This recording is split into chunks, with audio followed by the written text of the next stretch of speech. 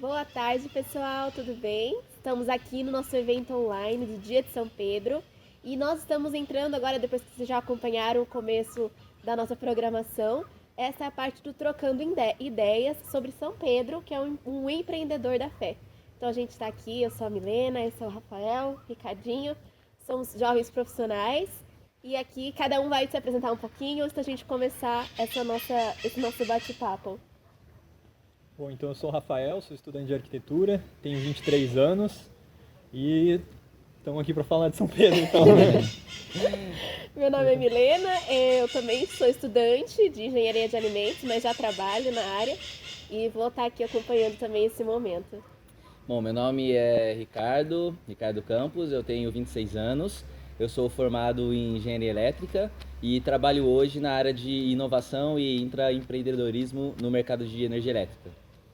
Então, antes da gente começar também o nosso Trocando Ideias, vocês devem ter percebido, já ouvido algumas pessoas falando, que ao longo desse evento, no dia de hoje, a gente está arrecadando fundos para fazer a doação de alguns kits criativos para crianças da área rural.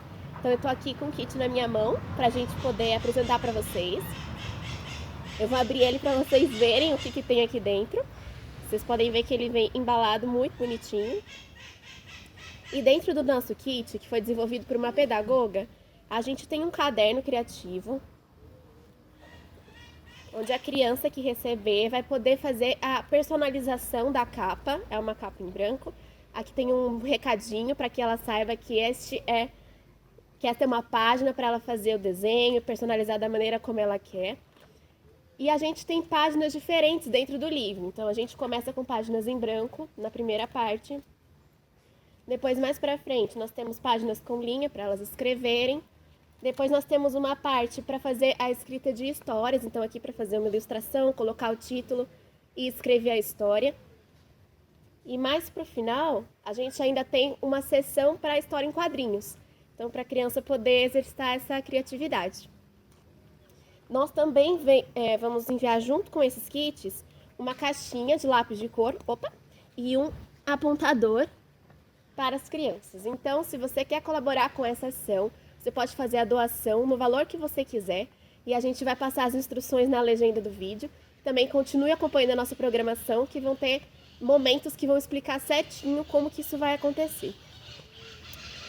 E aí, contamos com a colaboração de vocês, como empreendedores também dessa boa ação, né? E a gente vai agora iniciar o nosso momento de trocando ideias, falando sobre um pouquinho o temperamento de São Pedro e por que a gente considerou e trouxe o tema, né, de São Pedro, o empreendedor. Você quer começar, Rafa? Sim, eu acho que a escolha de São Pedro, né, além de ser pelo dia da festa junina, também é um grande personagem para o Instituto, para a Fazenda, o nosso avô. E fazendo uma introdução um pouco, eu acho que talvez todo mundo já escutou falar, né, desse personagem, de personagem histórico, personagem bíblico. E acho que talvez uma das coisas que mais marca, né, essa pessoa é talvez esse temperamento impulsivo, as atitudes quentes, né, esse temperamento um pouco sanguíneo dele, de tomar as decisões rápidas, tomar logo essa iniciativa, às vezes tanto para o bem quanto para o mal, né, às vezes tanto uma iniciativa positiva, quanto às vezes uma iniciativa negativa, né. E é interessante ver como esse temperamento ajudou e prejudicou muito São Pedro, como esse espírito de liderança que ele teve ao longo de toda a história, né, na fundação da Igreja Católica e toda a expansão do cristianismo. Mas esse espírito de liderança que São Pedro teve, se for pensar até essas atitudes impulsivas, energéticas dele, vamos dizer, talvez não era a melhor que a gente poderia pensar, né, para um grande empreendedor, para um grande líder. Normalmente você pensa sempre num homem mais ponderado, que pensa bem, que avalia a cada situação muito bem antes de tomar uma atitude, né? E São Pedro tinha exatamente o contrário, né? A tendência dele era fazer exatamente o contrário, era dizer, sim, eu vou fazer isso, eu dou todo o meu melhor, eu vou morrer por isso, e às vezes logo em seguida se acovardava e não tomava nenhuma atitude concreta em relação a isso, né? Às vezes saía correndo para o lado exatamente oposto, né? E é interessante ver como esse temperamento, como nessa pessoa, e como em todos nós, às vezes, a gente tem essas inclinações, mas não faz a gente escravos dela, né? De certa forma, a gente pode sempre, quando a gente descobre as nossas inclinações de ser mais extrovertido ou introvertido, seja o que for, a gente tem essa capacidade de, ao longo da vida, ir melhorando e lutando para vencer as nossas dificuldades e melhorar as nossas qualidades, né? O São Pedro tinha essa personalidade, por exemplo, também extrovertida, né? Eu tinha um amigo uma vez que falou que os extrovertidos estão sempre se arrependendo do que fizeram, né? E os introvertidos do que não fizeram, né? Eu particularmente às vezes sou mais introvertido, eu me identifico com isso. Normalmente eu sempre me arrependo daquilo, putz, podia ter falado aquilo, podia ter feito aquilo. E eu acho que São Pedro tinha exatamente o contrário, né? Tinha esse espírito extrovertido, né? Talvez fazia muitos e talvez se arrependia talvez de muitas coisas, mas eu acho que é com esses erros, essas dificuldades e lutando contra eles, reconhecendo eles, que fez ele um grande líder, esse grande homem que perdurou por toda a história, né? Sem dúvida, sem dúvida. Santo. Até você falou, né, desses momentos de ímpeto, que ele se propunha fazer alguma coisa e às vezes logo em seguida fazia diferente. Mas ele foi lapidando isso aos poucos, né? Tanto é que um exemplo, né, de uma passagem que a gente vê de São Pedro é quando ele fala para Jesus, né? Não, Senhor, eu vou te seguir até a morte, onde você for. E horas depois ele abandona Jesus, quando Jesus é capturado e depois vai ser crucificado, a paixão, né, que Cristo sofre. Mas naquele momento ele não conseguiu manter aquela promessa dele, né, que veio de um ímpeto, de um amor muito grande que ele tinha por Jesus, mas mais pra frente a gente sabe que Pedro foi até a morte em nome de Jesus, né? São Pedro também morreu numa cruz, morreu crucificado como Jesus, mas não querendo ser igual, né, ao mestre, ele ainda pediu que fosse crucificado de ponta cabeça. Então isso ainda mostra como ele, depois dos momentos de ímpeto, né, selaram no coração dele uma vontade real de seguir a Cristo, de fazer aquilo que veio à tona no coração, né?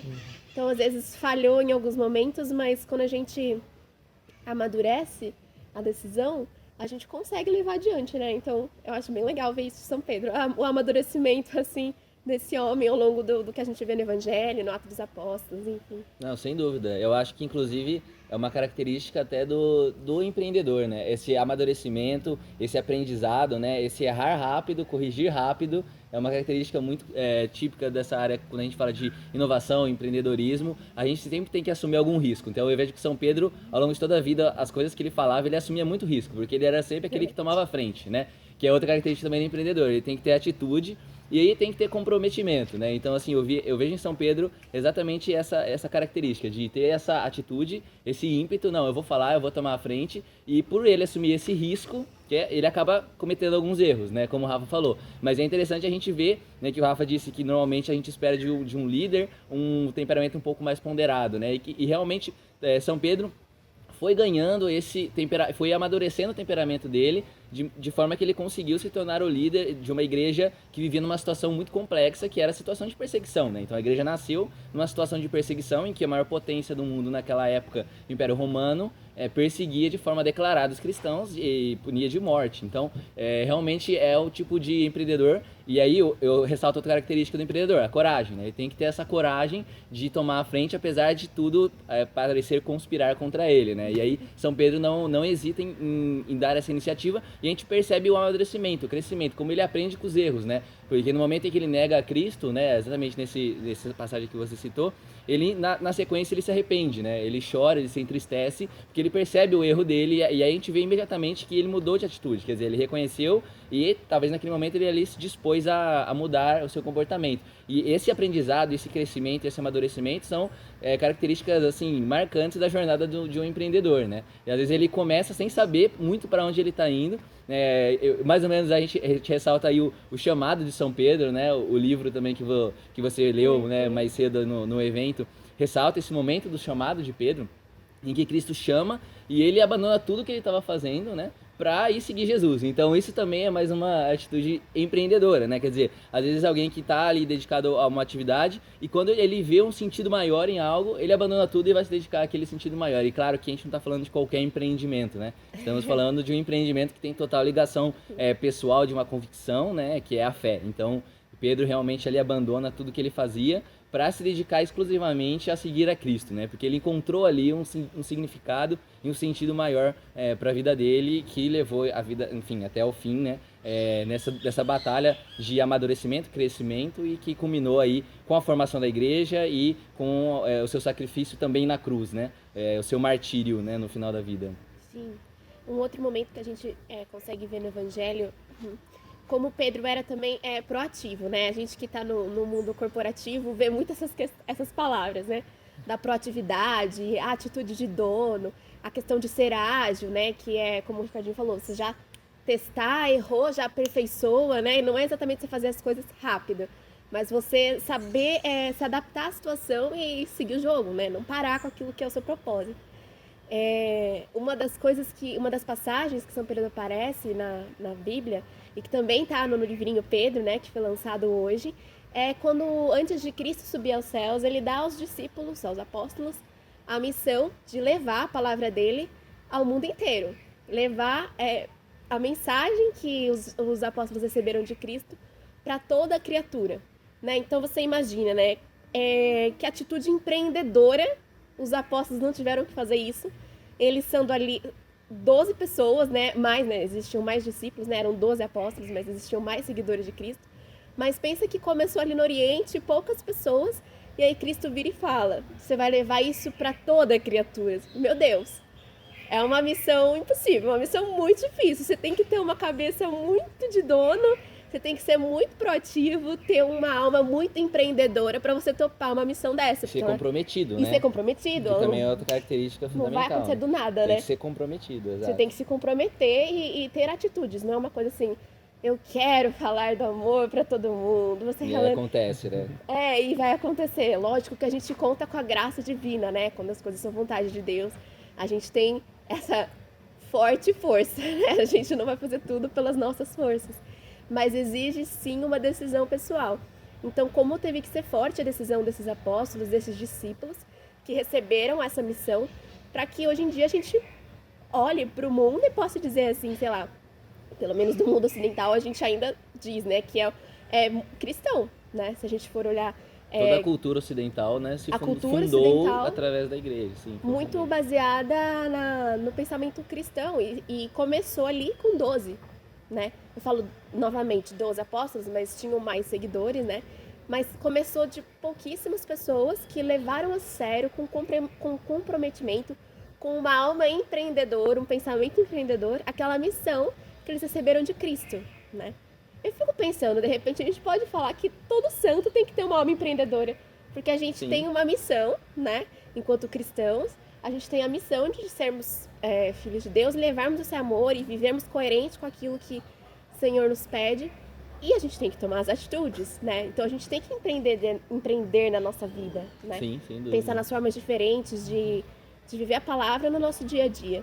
Então acho que todo santo acaba sendo um pouco empreendedor, né? Você tem uma missão, algo que você acredita, e você coloca a sua vida em função daquilo, através de atitudes concretas. Acho que também umas coisas, eu pelo menos sempre quando lembro do São Pedro, né, você pensa no erro, de certa forma, né, é um homem que teve um papel tão importante, mas nossa, errou tanto, né, você até se identifica, é um homem que é próximo, né, de você, da nossa humanidade, do nosso erro, das nossas falhas, dos nossos pecados, né, você vê claramente que você fala, caramba, talvez ele não era o primeiro, o melhor para ser escolhido, né, o número 1 lá, o que tinha melhor reputação, e mesmo depois de seguindo Cristo, você percebe que também teve muitas coisas que você fala, poxa, mas como você fez isso, né? Mesmo depois de tantas coisas que você passou com ele, né? E eu acho que isso é uma figura, às vezes, de todo bom líder e todo santo na igreja, né? Que às vezes é esse autoconhecimento, esse reconhecer-se falho, reconhecer-se incapaz, reconhecer-se pecador, né? É uma coisa que acho que todo líder, para tomar essa atitude, tomar a frente, tem que ter esse autoconhecimento que ele não é suficiente por si só, né? E a gente toma esse conhecimento quando a gente tromba na vida, quando a gente erra, né? Quando a gente faz essas falhas e percebe o quão insuficiente a gente é, o quanto a gente precisa melhorar ainda, né? Que não é uma coisa também de ficar se chicoteando, né? Uma coisa, meu Deus, como eu sou horrível, não sei o quê, né?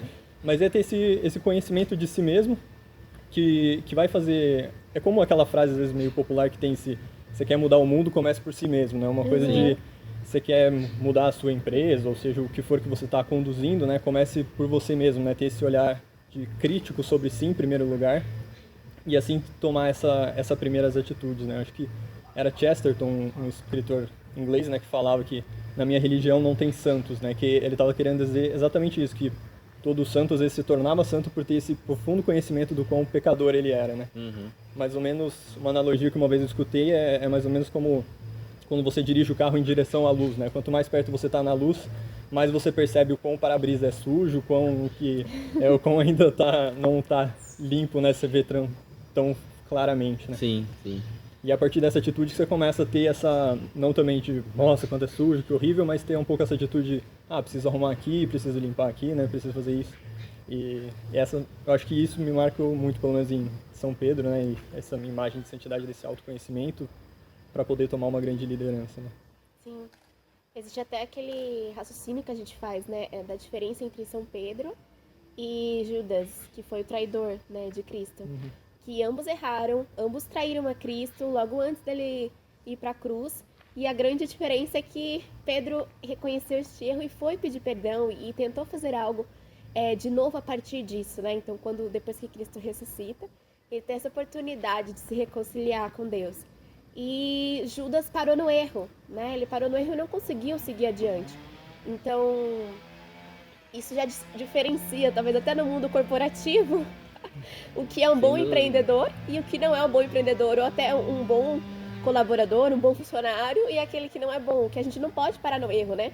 Como a gente falou, essa atitude de agilidade, você errou, você muda a rota e começa de novo, e aperfeiçoa, e vai melhorando. E isso né? tem muito a ver também com o que ela falou do autoconhecimento e da humildade, né? Porque que a gente diferencia aí o empreendedor de sucesso e o empreendedor que, às vezes, no momento de fracasso, ele desiste, né? E, então, todo esse comprometimento, essa dedicação que a gente falou, ela fortalece essa decisão de falar, não, eu errei, eu falhei, eu estou numa situação difícil, mas eu consigo dar a volta por cima, né? E não deixar a sua autoconfiança se abalar, porque você tem que ter essa noção de que você não é autossuficiente, né? Você não se sustenta por si só. Então, assim, você tem outras pessoas que podem te ajudar, você pode ter mentores, você pode ter outras, enfim, ajudas até financeiras, enfim. Então, falando desse mundo corporativo, é muito interessante a gente ver que muitos empreendedores de sucesso, eles fracassaram muito antes de chegar lá. Então, às vezes até chegaram à falência. Quantas vezes empreendedores hoje que são muito bem sucedidos, a gente vê que levaram à falência 2, 3 empresas antes de conseguir o caminho do sucesso, né? E aí, fazendo esse paralelo, você precisa realmente ser muito humilde para entender, não, eu errei, mas eu vou aprender com esse erro e não vou deixar isso me desanimar e vou começar de novo. Que é a atitude que São Pedro tem no momento em que ele trai a Cristo e é a atitude que Judas não teve, né? Então, ele se entregou ao seu erro, ele percebeu que ele errou, que ele, lógico, traiu a Cristo, entregou a Cristo. Ele sabia que todo mundo sabia que ele tinha feito isso, porque ele tinha feito, essa traição foi pública na frente dos outros apóstolos, então a imagem dele estava comprometida. Mas ele não confiou na misericórdia de Deus e no perdão dos demais, né? Ele se entregou ao seu orgulho, né? Ele não foi capaz de reconhecer essa falibilidade dele, né? E ele então desiste, ele se entrega e a gente sabe, né, pela história bíblica que ele se suicida, quer dizer, ele perde a chance, né, de recomeçar com Cristo, né, de confiando na misericórdia de Deus, voltar para junto da igreja e recomeçar. Então, assim, ele é um exemplo ruim de uma atitude diante do erro, né? Enquanto que Pedro, ele tem a atitude positiva, né? E eu acho que a gente pode aprender muito com os erros de Pedro, não só com as vitórias, com essa caminhada que a gente está falando de melhora, de amadurecimento, né? Eu separei aqui um trecho que eu queria ler, que é um erro muito... eu acho que é um dos erros mais... Não sei se é o mais grave, porque a traição talvez tenha sido a mais grave, mas é o mais engraçado, eu acho. Porque é o momento em que Pedro, fazendo parte desse empreendimento da fé, que era ali o início da igreja, né, com Cristo, ele se sente naquele momento maior do que o próprio Cristo, que era Deus e que era o líder. Ali, claro, antes de Pedro ser o líder da igreja, foi Cristo, né, o próprio fundador da igreja. E ele ali se sente maior que Jesus. E claro, eu acho que a intenção de Pedro era muito boa, porque assim, mas ele acabou errando, né? Mas a atitude dele foi boa no sentido de que ele se sentia responsável por aquilo e que ele queria corrigir Jesus porque ele achava que Jesus estava fazendo algo errado, né? Mas ele não entendeu que Jesus era o sumo Deus, né? Enfim, era a perfeição e que ele deveria se espelhar em Cristo e não querer que Cristo se espelhasse nele, né? Eu acho que foi até uma lição de humildade para Pedro nessa passagem, né? Eu vou ler aqui, é bem breve, né? Diz assim: e começou a ensinar-lhes que era necessário que o Filho do Homem, né, Jesus, padecesse muito, fosse rejeitado pelos anciãos, pelos sumos sacerdotes e pelos escribas, e fosse morto, mas ressuscitasse depois de 3 dias. e falava-lhes abertamente dessas coisas. Então, basicamente, Jesus estava falando que ele ia falhar, humanamente falando, ele ia falhar, né? Ele ia morrer. E Pedro percebe que isso era ruim para a imagem do empreendimento dele. Fala, poxa, como assim? Você está falando de que você vai falhar? Como é que as pessoas vão seguir a gente? Como é que as pessoas vão acreditar na gente, no nosso produto, né? Vamos dizer assim, né? Na nossa fé? Como é que as pessoas vão acreditar se você está falando que você vai ser morto, né? E você, todo mundo enxerga em você o grande líder, a pessoa que vai salvar a todos, e você fala que você mesmo vai morrer? Como é que absurdo é esse, né? E aí Pedro se sente assim, na obrigação de corrigir Jesus, né? Como se ele fosse alguém maior. Então Jesus falava abertamente sobre essas coisas. Aí Pedro, tomando-o à parte, começou a repreendê-lo. Então Pedro trata Jesus como se Jesus fosse o funcionário dele, assim, não, vem cá, vamos conversar. Chamando uma sala lá e falou, olha, você não pode fazer isso, como se ele fosse o chefe da igreja, ainda não era, né? E Jesus sabia disso, né? E Jesus, acredito que nessa lição de humildade, Pedro amadureceu bastante, né? Porque na sequência, Jesus não é nem um pouco, vamos dizer assim, delicado, ele é bem direto, né? Ele é bem objetivo com Pedro, porque ele corrige, né? Como líder também. Aí, mas voltando-se, ele olhou para os seus discípulos e repreendeu a Pedro. Então ele repreende Pedro publicamente pela atitude dele e diz, olha o que Jesus fala, né? Afasta-te de mim, Satanás, porque os teus sentimentos não são os de Deus, mas os dos homens. Então, quer dizer, Pedro nesse momento acho que tem uma bela lição de humildade, né, de Jesus, de dizendo, opa, calma lá, você está empolgado, a sua iniciativa ela é válida, mas vai com calma, porque você ainda não está pronto para ser o líder, né? Por enquanto o líder sou eu. Então eu acho que é uma atitude de Cristo, até uma atitude empreendedora de liderança de Jesus, né? De repreender aquele que erra para que ele não incorra no erro e, enfim, leve ao fracasso esse empreendimento, né? Sim. É outra característica também corporativa de ter a transparência, né? Sim. Tem que ter um diálogo aberto, se fala muito sobre isso hoje nas empresas. Então, Jesus e os discípulos tinham muito isso. Diálogo bem aberto. Bem aberto.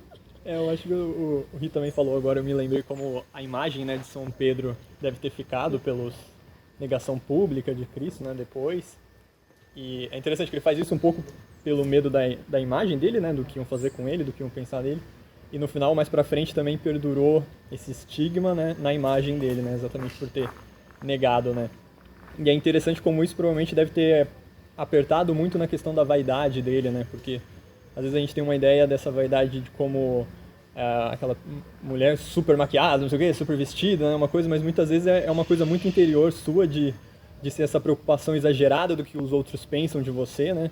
A vaidade vai muito além do que, do que a gente vê externamente, né? Ela revela uma coisa interior, legal. E tem, às vezes, para um líder, né, isso vai ser muito importante, uma figura que está sempre à vista, né, e provavelmente você vai errar muito e você tem que, claro, ter uma preocupação com a sua imagem, né, mas essa preocupação exagerada, às vezes, pode levar tanto você a ter uma atitude exagerada de olhem para mim, né, de querer ser visto, mas também pode ter, às vezes, uma atitude de não querer ser visto por ter vergonha de falar aquilo, ou às vezes ter uma atitude um pouco mais moral, mais firme, né, naquela questão. Então a vaidade é uma coisa que você pode tanto ter essa atitude de olhem para mim, como também pode se omitir e falar não olha para mim porque eu tô com medo do que se vão pensar mal de mim, né, com a minha imagem. Proteger a sua imagem. Exato.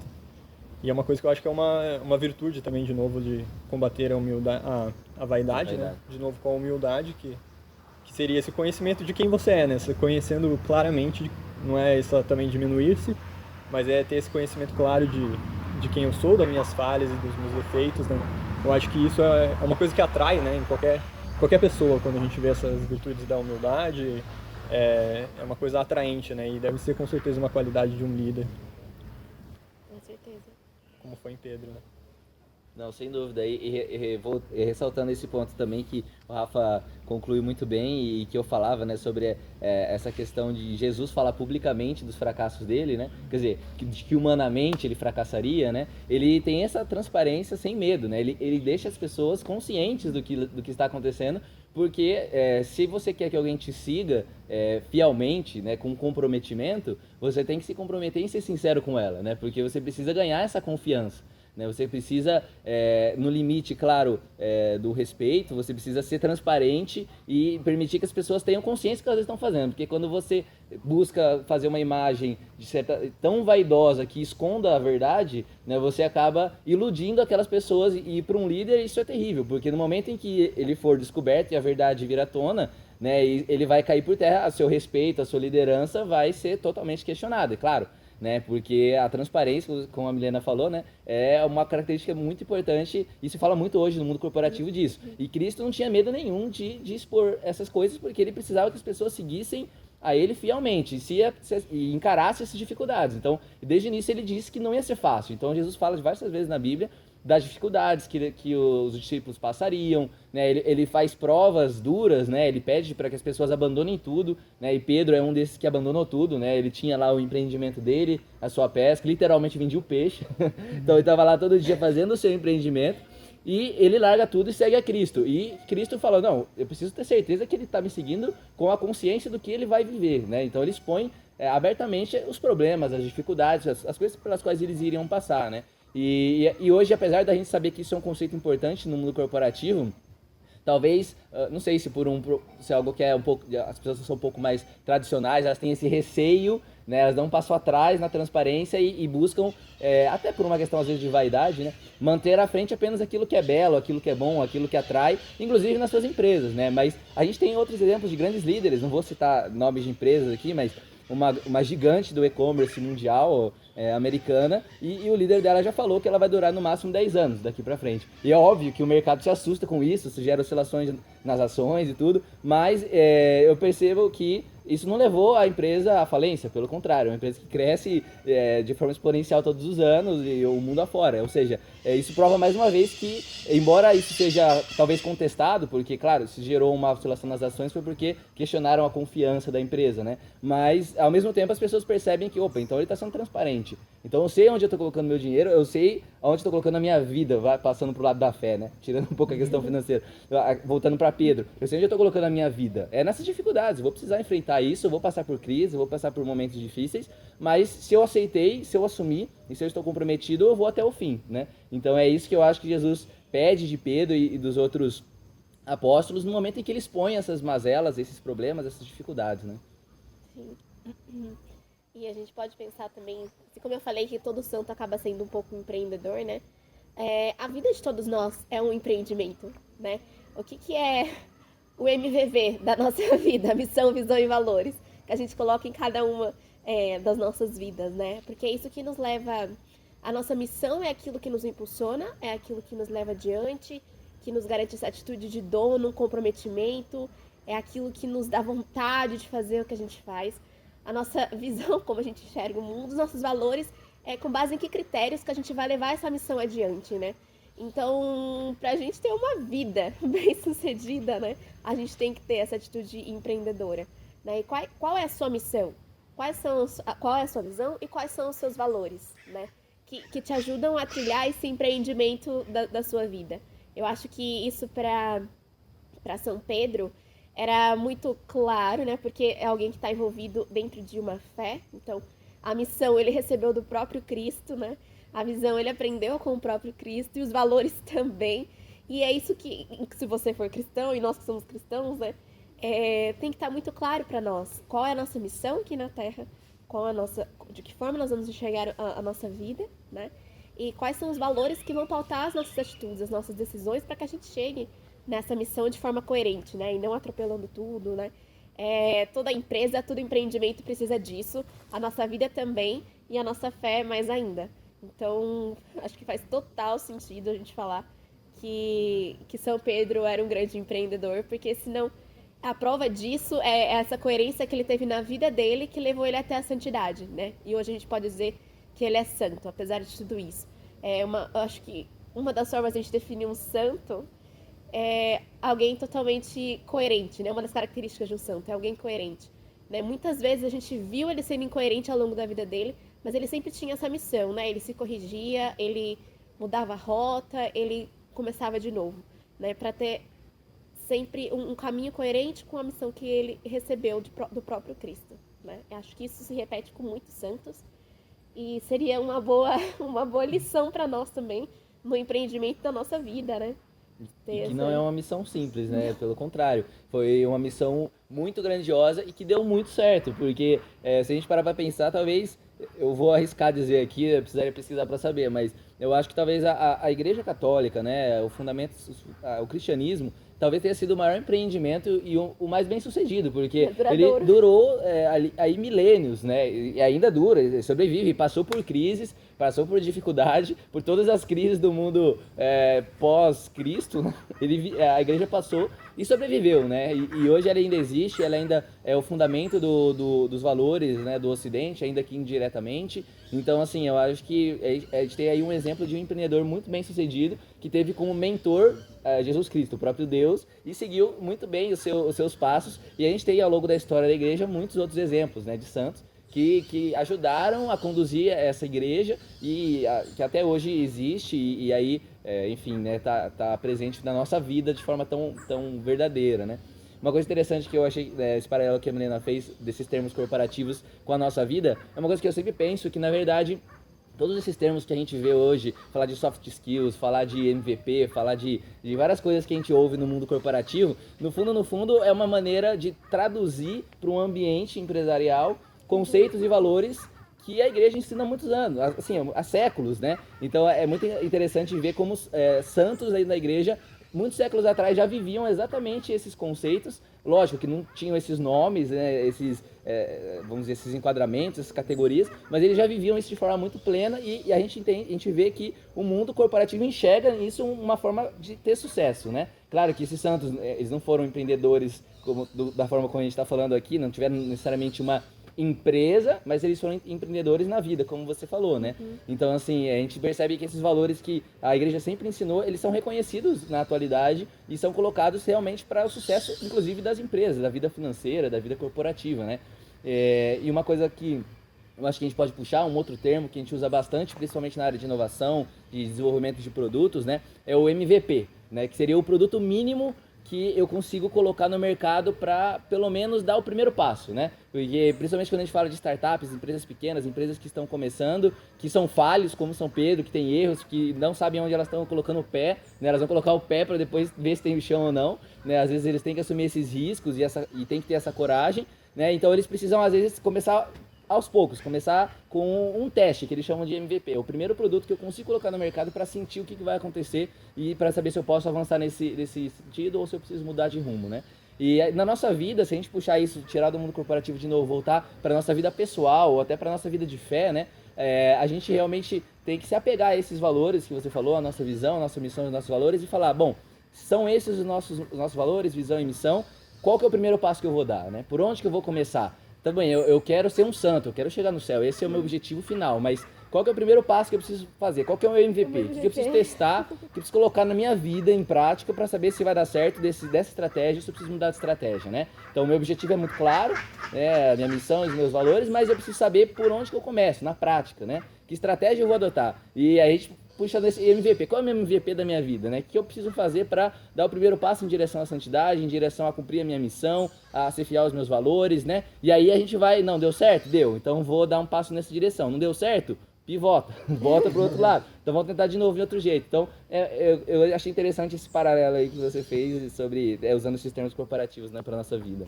É legal até, eu tava pensando isso também quando a Mi falou, né, a necessidade que a gente tem de ter um propósito e um sentido da vida, né? Assim, tem um psiquiatra famoso, Viktor Frankl, né, já falecido, mas que ele descreve, na verdade, exatamente disso, né? A necessidade que o homem tem de ter um propósito e um sentido na vida, né?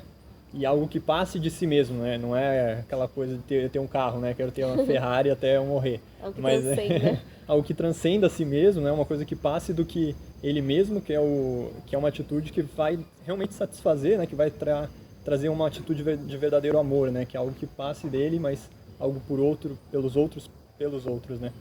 E é interessante isso, ele que viveu, vamos supor, no período, era judeu e viveu passou um período da vida em Auschwitz, né, no campo de concentração, e ele conseguiu ver isso, de certa forma, as pessoas no pior da humanidade, né, na pior situação que a humanidade já viu, né, de certa forma, um ambiente para você perder todas as esperanças, né, e ele percebeu que realmente essas pessoas que tinham um sentido e um propósito maior na sua vida eram aquelas que conseguiam perdurar por mais tempo, por mais horrores que estavam naquele lugar, eles conseguiam ficar até o final e passar por aquilo porque eles tinham um sentido maior de si mesmo, né?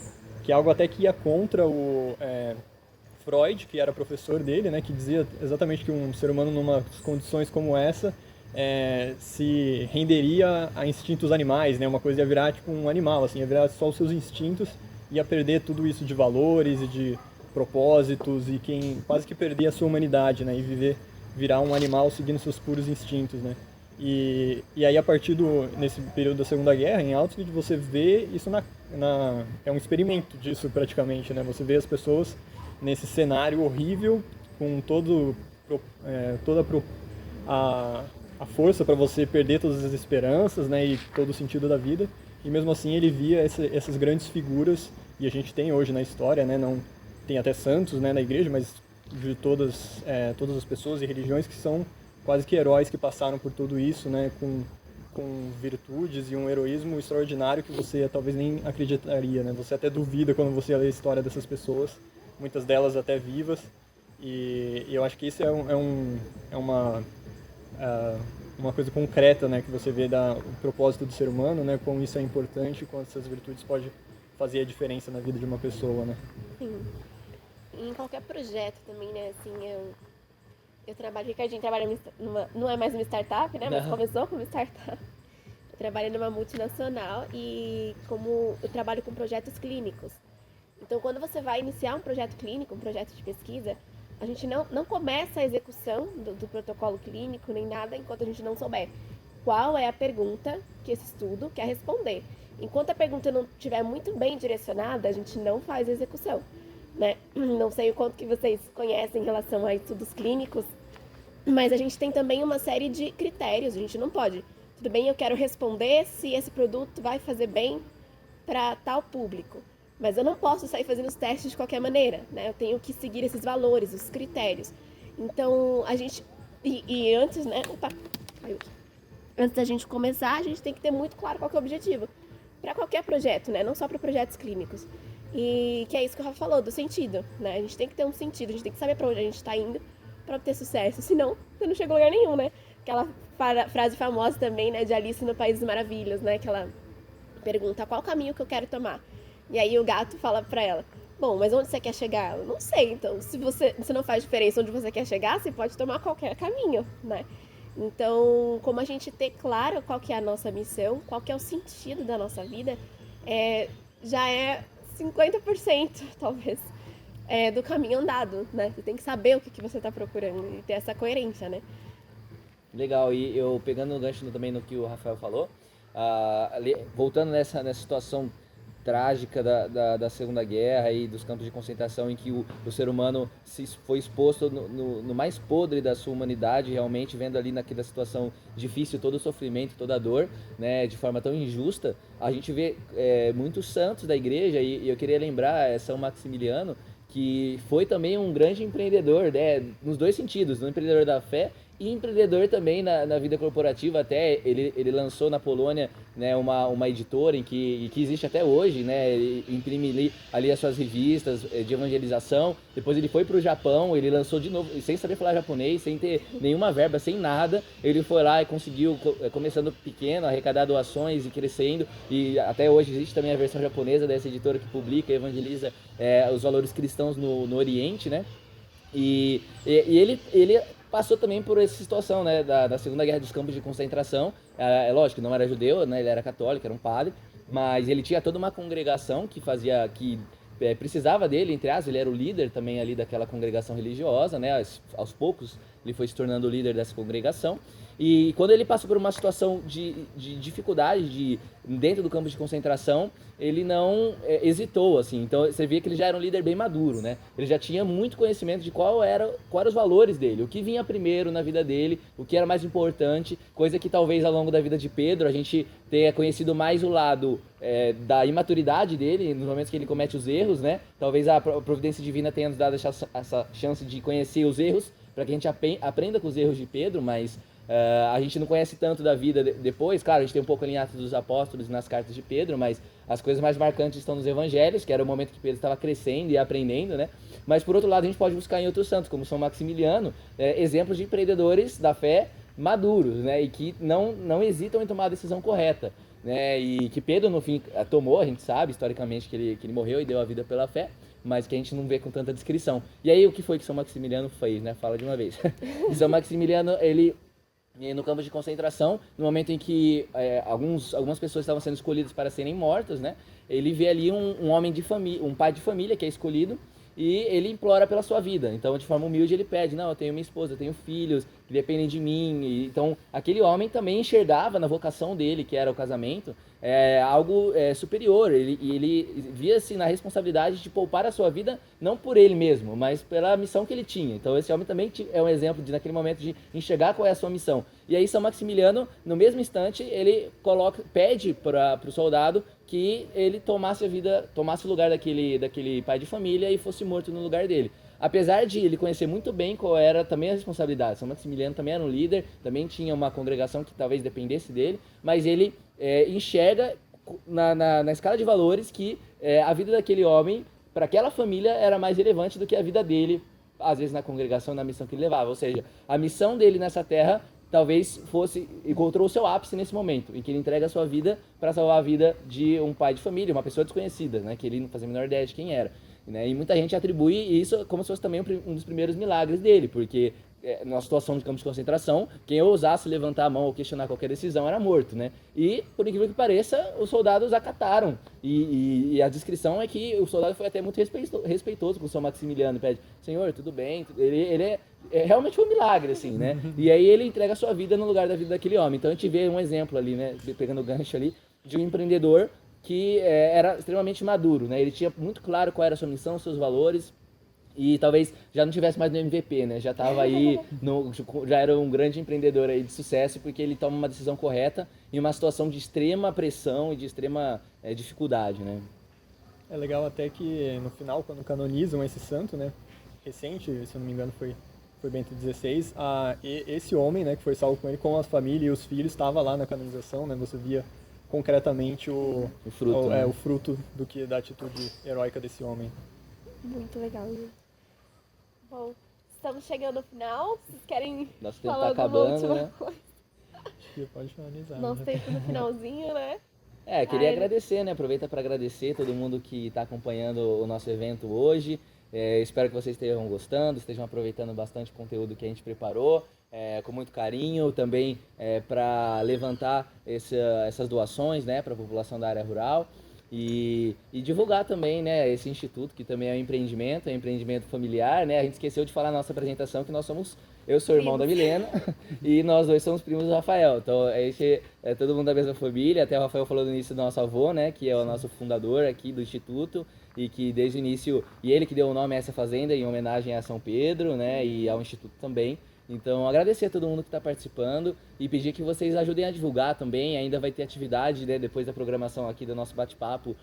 Vai ter mais música com a Luana, depois o Padre Luan vai fazer a participação. Então, aproveitar para pedir que vocês divulguem, chamem as pessoas e contribuam, né, sejam generosos aí nessas doações que vão ser revertidas aí para a população da área rural. Com certeza, né? Todo ano a gente costuma ter uma festa junina aqui com a família, mas esse ano não vai ser possível porque a gente está em isolamento social, né? Estamos até aqui mantendo a distância segura, né?